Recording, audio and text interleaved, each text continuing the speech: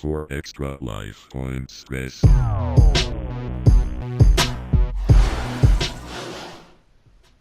Well, this is I'm hearing about Days Gone having positive reviews. This is JD Omega, and we are going to just jump right into this news for March 6th. So, there are actually a shit ton of previews. I mean, a lot of previews, and all of them seem to be, I would say, if you would give it a rating, about 8 out of 10. A lot of people are referring to the game as not doing anything fresh, but what's there is very interesting. We're talking about, like, it's pretty fun to ride around on the bikes. We have a lot of freedom of combat, whether you want to stealth, whether you want to, go in guns blazing, which is not a good idea. So, there's those particular things that people are saying. Of course, there's a little bit of negative ones here and there. Honestly, I believe Robin Gaiman, which he never liked the game. If you run across the Robin Gaiman dude, he's never liked this game. I don't know what his beef is about this game, but he was not feeling it. So when he had time to preview the game, I mean, he went on some shit, saying that the game was buggy, saying that he just wasn't interested in the story. I mean, it's kind of hard to please somebody that off the rip you weren't really fucking with the game. You know what I mean?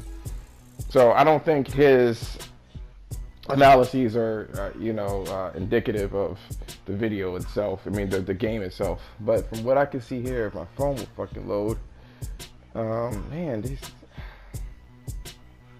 that's so dumb. Like the place that I'm looking at, they didn't give like a little piece of each article. I mean, they just give the link and then I'm supposed to read it. I'm lazy as fuck, right? So let me just give me a second here. I thought I had it ready, but apparently I didn't. But I'm just gonna keep talking and basically state that so that was the particular issue with this game. I keep saying particular all the time. I noticed that. I'm not liking that. So here, okay. So people are saying that it's what I expected it to be. They say that it's a little bit under the quality of some of these games. They expected a little bit more from that, and but they get it. The team is pretty small. They liken it to like a Far Cry mixed with Red Dead Redemption, mixed with Last of Us. Somebody even said that State of Decay is heavily inspired by State of Decay, or from State of Decay. Other people are saying that it has some pretty good potential and things like that. People say that the gunplay is fine, stealth is fine, dialect is completely bland. But then again, this is the Metro fucking tabloid-esque publication. It was funny too, because IGN came out of nowhere, and as they were previewing the game, they were like, "Oh, it's this gruff white guy, that I'm just so ho hum on this white dude." And I'm like, what the fuck are you making a mountain out of a molehill for? This fucking social justice warrior, this SJW thing has got to stop, man. I mean, if you look at the video, by the way, because it's not just me that's thinking that, it was just like the most ridiculous thing. It has so many dislikes. It's disproportionate. But basically, that's the synopsis of that game. Out of all of the previews that I've watched regarding the game, I will say that I don't think that, because they played about 4 hours. I would say that I don't think that they had enough time to explore all of the different avenues. I'm hearing that there's a lot of randomness to the game, such as wildlife can trigger off these hordes while you're trying to sneak in. You're basically trying to sneak in and get like resources and stuff like that. And if a deer comes running for his life and barreling through this particular area, you get screwed.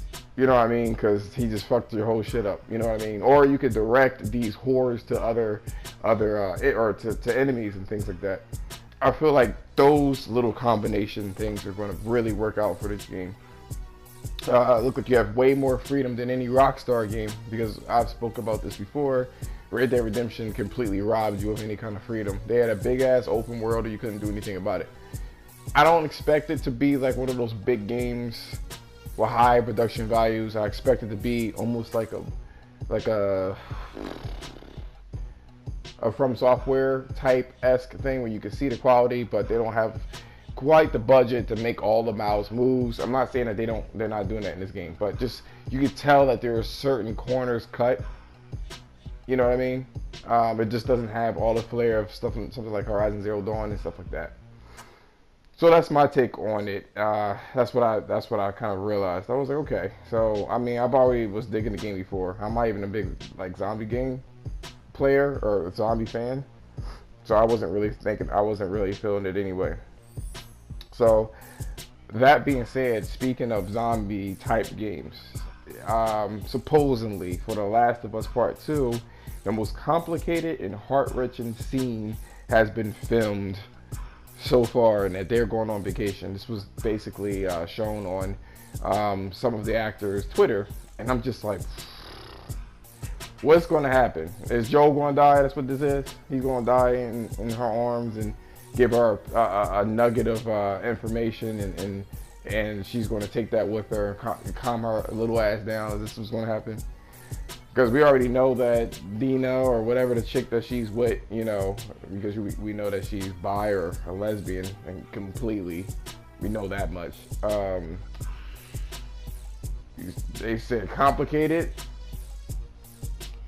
and heart-wrenching. I'm taking it that Joe's definitely going to be a part of that shit, and I think his ass is going to be dead. Gonna be dead.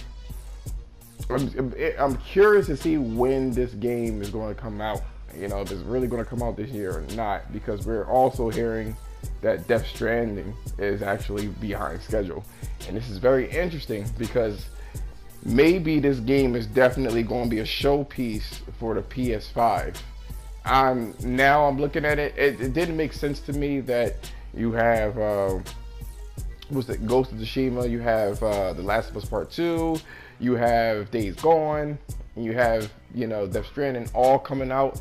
It didn't make sense to me that all that was going to come out at once, and Dreams even. So one of those games had to give, and I really do think it's Death Stranding. It's probably going to definitely be a PS5 cross-generation title. It is supposed to have like very inventive gameplay. So this would be a nice little, you know, introductory to the PS5, and then obviously if people on the PS4 want to have this particular, you know, if they feel like, you know, why didn't I pick up the blood echoes? I don't know why I didn't do that. I'm looking at this video now. What the fuck was I thinking? I've done this like, this had to be like 3 years ago or something like that. 3-4 years ago. I forgot what the time is. But anyway, I'm all over the place. So I can't imagine that this game is going to, you know, I cannot imagine that this is going to be, maybe I didn't have the blood echoes. Now that I think about it, I don't think I had that many blood echoes. I must have just said fuck it. So yeah, so that being said, it was just too many games. So I think that, I will say that I think that The Last of Us Part 2 is definitely coming out this year. It'll be like PlayStation 4's last hurrah, and then they're moving on to the PS5. Supposedly, as well, Ghost of Tsushima is coming out August 30th. So it looks like they got this shit lined up. They got this shit all the way lined up. Like in terms of like you really are getting the big bang for your buck right now. You're really getting it. You're getting it. So I'm just thinking to myself like, wow, they that's what that is. Like they're going ham on this shit. Like this is definitely going to be the last hurrah for this shit. So yeah. So that's gonna be something, you know. Um, I know it's definitely, they've been working on this game for so long. That, Ghost of Tsushima may release August 30th, you know what I mean? You may get The Last of Us Part 2 coming out October, maybe Halloween, you know what I mean? And then Dreams coming out in December, which I believe that's going to also be a cross-platform or cross-gen game, especially with that engine. It'll definitely give people something to do while they wait for a new PS5 game. So I'm just curious about that. So I'm wondering. In other news, Anthem is fucking people's consoles up, specifically the PS4. There's also been rumblings about people believing Microsoft is the blame for this shit. I'm like, nah, they're not to blame. Stop yourselves. Come on. It's just poor programming. And at one point, I really thought in the past that an actual piece of software, couldn't damage a system. But think about it. It definitely can. It's basically it's telling the hardware what to do. That's the biggest problem. It's telling the hardware to overwork, to run hard as shit. And you know what I mean? Just by glitch, it's locking that fucking console up. You know what I mean? It's giving it too many instructions, and the instructions probably go nowhere, and it freezes up the game so hard that the PS4 has to completely shut down, and you have to plug it out or something like that, which causes issues with hard drives and those things. So, if you had Anthem, you may wanna chill and kind of wait. I heard that it's only affecting the older PS4s. I've heard, especially with the Roundtable podcast that I'm in, definitely check that out. I heard that happened to an Xbox One where it triggered a circuit breaker. Like I'm like, man, this shit's fucking crazy. I'm like, damn. Yeah, you better get your shit together. But speaking of consoles, lastly, I'm hearing that the Xbox One, or Microsoft, excuse me, they may be releasing a discless console. Shout out to Vera and her discless fantasies there. Veratron, she's from the Roundtable podcast. Definitely check that out. So I'm hearing that it's definitely, they may come out, and the word around the block is that let me see here. What date was that again? I'm hearing it may come out in the fall season. I mean, this has been a rumor that's been out for a while, so I'm kind of wondering, are they really gonna release this shit on the time? You know what I mean? Or are they gonna release it at all? And so my question to you: what would you say if Sony did that very same thing? What would you say? Would you say, would you buy that console? Like if they gave you like a 4 terabyte or 3 terabyte console and said, hey, this is a discless console. Is it going to be cheaper? I don't think it's going to be cheaper because they're going to definitely need to have, by the way, the Xbox, they definitely going to need to have a lot of memory for this shit. But I feel like it's too late in the generation. Well, maybe not. Maybe not. I don't know what Microsoft is doing, but this generation is kind of interesting. A lot of things are seemingly going on, and it's just curious to see, I don't know anything at all anymore. I'm fucking confused. But that's all the gaming news that I have.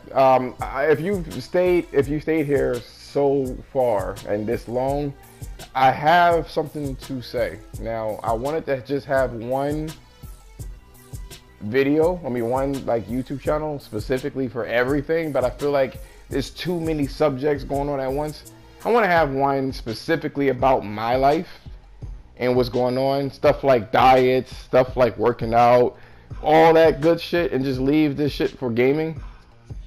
I feel like that's going to be the best thing to do in this case. So let me know if I should keep it on this channel or if I should just make a whole new channel and kind of give shout outs to that channel through this channel. Anyway, thank you so much for watching. I really appreciate it. Let me know in the comments what you like or dislike about the video, and if you liked it, the sub would be appreciated.